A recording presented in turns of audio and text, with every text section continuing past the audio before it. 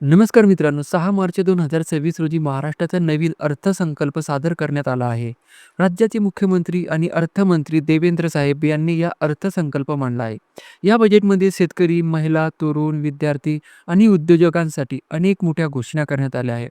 विशेष म्हणजे काही शेतकऱ्यांचे 2 लाख रुपयापर्यंत कर्ज माफ होणार, महिलांसाठी लाडकी बहीण योजना पुढेही सुरू राहणार आहे आणि राज्यात मेट्रो तसेच नवीन शहर विकासाचे मोठे प्रकल्प जाहीर करण्यात आले आहेत. म्हणून आजच्या व्हिडिओमध्ये आपण महाराष्ट्राच्या 2026-27 या अर्थसंकल्पातील 5 सर्वात महत्त्वाच्या घोषणा अगदी सोप्या भाषेत समजून घेणार आहोत. म्हणून व्हिडिओ शेवटपर्यंत नक्की पहा. एक शेतकऱ्यांसाठी मोठी घोषणा, कर्जमाफी.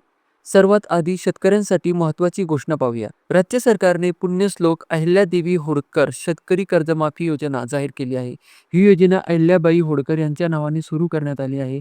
या योजनेनुसार ज्या शेतकऱ्यांचे 30 सप्टेंबर 2025 पर्यंतचे पीक कर्ज थकबाकी आहे, त्यांना मोठा दिलासा मिळणार आहे. सरकारच्या घोषणेनुसार 2 लाख रुपयापर्यंतचे कर्ज माफ केले जाणार आहे. त्यामुळे राज्यातील लाखो शेतकऱ्यांना आर्थिक दिलासा मिळण्याची अपेक्षा व्यक्त केली जात आहे. तसेच ज्या शेतकऱ्यांनी नियमितपणे कर्जाची परतफेड केली आहे, अशा प्रामाणिक शेतकऱ्यांना 50,000 रुपयाचे प्रोत्साहनपर अनुदान देण्याची घोषणाही करण्यात आली आहे. याशिवाय शेतकऱ्यांसाठी असलेली गोपीनाथ मुंडे शेतकरी अपघात विमा योजनेचा लाभ आता शेतमजुरांनाही दिला जाणार आहे. म्हणजे शेतकरी आणि शेतमजूर दोघांनाही या बजेटमधून मोठा फायदा होणार. मुख्यमंत्री माझी लाडकी बहीण योजना. आता दुसरी महत्त्वाची घोषणा पाहूया. राज्यातील महिलांसाठी अत्यंत प्रियकर असलेली मुख्यमंत्री माझी लाडकी बहीण योजना पुढेही सुरू राहणार आहे. या योजनेअंतर्गत राज्यातील लाखो महिलांना आर्थिक मदत दिली जाते. सरकारने या योजनेसाठी पुन्हा मोठी आर्थिक तरतूद केली आहे. याशिवाय महिला बचत गटांना प्रोत्साहन देण्यासाठी आणखी एक महत्त्वाचा निर्णय घेण्यात आला आहे. राज्यातील 13 जिल्ह्यांमध्ये उमेद मॉल उभारले जाणार आहेत. या मॉलमध्ये महिला बचत गटांनी तयार केलेले वस्तूंना थेट बाजारपेठ उपलब्ध होईल. त्यामुळे महिलांना स्वतःचा व्यवसाय सुरू करण्यासाठी आणि आर्थिकदृष्ट्या सक्षम होण्यासाठी मोठी मदत मिळणार आहे.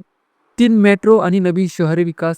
आता तिसऱ्या मोठ्या घोषणेकडे वळूया. राज्यातील पायाभूत सुविधांच्या विकासावर या बजेटमध्ये मोठा भर देण्यात आला आहे. पुणे, मुंबई, नागपूर या शहरांमध्ये मेट्रोचे जाळे मोठ्या प्रमाणात वाढले जाणार आहे. सरकारच्या योजनेनुसार मेट्रो नेटवर्क 490 किलोमीटरपर्यंत विस्तारले जाईल. विशेष म्हणजे पुणे मेट्रोच्या दुसऱ्या टप्प्याला मंजुरी देण्यात आली आहे. या टप्प्यात खडकवासला, स्वारगेट, हडपसर, खराडी या महत्त्वाच्या भागांचा समावेश करण्यात आला आहे. याशिवाय वर्धमान पोर्ट परिसर चौथी मुंबई विकसित करण्याचा मोठा प्रकल्प सरकारने जाहीर केला आहे. तसेच Mumbai Ahmedabad highway speed rail corridor म्हणजेच बुलेट ट्रेन प्रकल्पाची 3 स्थानके 2027 पर्यंत पूर्ण करण्याचे उद्दिष्ट ठेवण्यात आले आहे. 4 शिक्षण आणि तरुणांसाठी योजना. आता चौथी आणि मोठी घोषणा पाहूया. विद्यार्थ्यांसाठी सरकारने मुख्यमंत्री विज्ञान वारी ही नवीन योजना सुरू केली आहे. या योजनेअंतर्गत निवडक विद्यार्थ्यांना भारतातील आणि परदेशातील प्रसिद्ध वैज्ञानिक संस्थांना भेट देण्याची संधी मिळणार आहे. उदाहरणार्थ इंडिया स्पेस रिसर्च ऑर्गनायझेशन आणि नासा यासारख्या संस्थांना विद्यार्थ्यांना भेट देता येईल. तसेच राज्यात 8 ते 10 नवीन एज्युकेशनल सिटी उभारण्याची योजना आहे.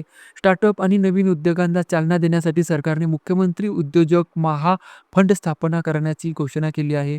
या नवीन गुंतवणूक धोरणांमुळे राज्यात 50 लाख रोजगारांना नवीन संधी निर्माण होईल असा सरकारचा विश्वास आहे. 5 आरोग्य आणि पर्यटन. आता शेवटी महत्त्वाची घोषणा पाहूया. आरोग्य क्षेत्रात सरकारने 4,500 कोटी रुपयाची प्रगती योजना सुरुवातची जाहीर.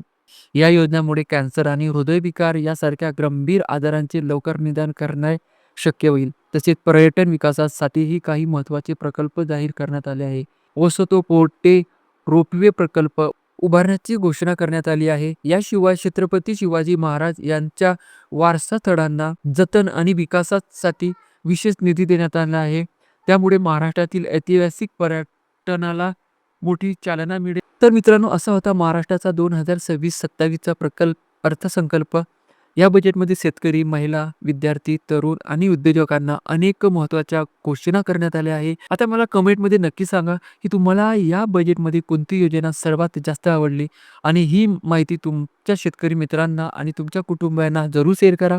अशाच महत्त्वाच्या सरकारी योजना आणि अपडेट्ससाठी आपल्या चॅनलला सबस्क्राईब करायला विसरू नका. धन्यवाद. श्री स्वामी